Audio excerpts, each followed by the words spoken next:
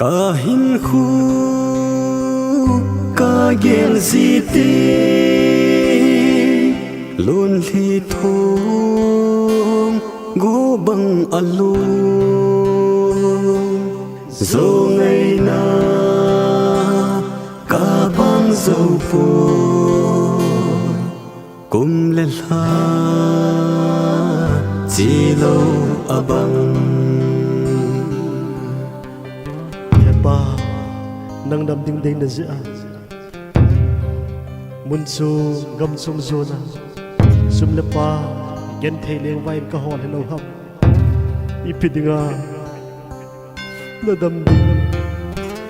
dei na sa na khul sin na long jing zong mu zo lu ka hi ta dần dam ding dei na zin găng vang la ai một liềm sân kim bồ la ai liềm dinh dòng trong lâm tu ni băng lệ ta ô se lu a lên nghe ye lên lagang ka zo ngay ma ka ngai nghe pul đâu na ka bang zo ba lao la si lâu ze no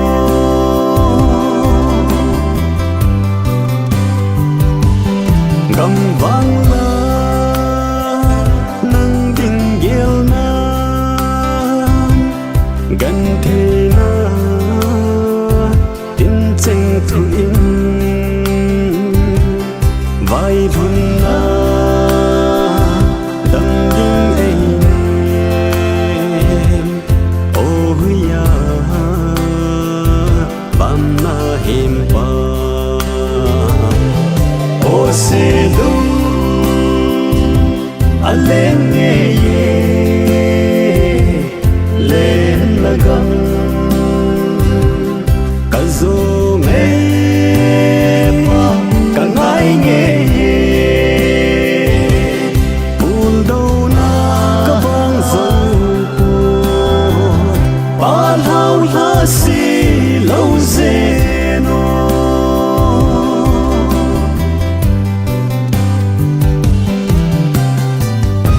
ao pha selo zen pa kabol te sum kabol lo heta van gam ni ko ni le so mai ke ma ikimudiu ka ngai o ke ho de banga zen sang hilet sun hitipu ne te pa đầy băng zen sang dâu lâu na sa lu kadal dâu lâu tô ni băng ung so khi lo in sum thu lal khom te pa ô se lu a lên nghe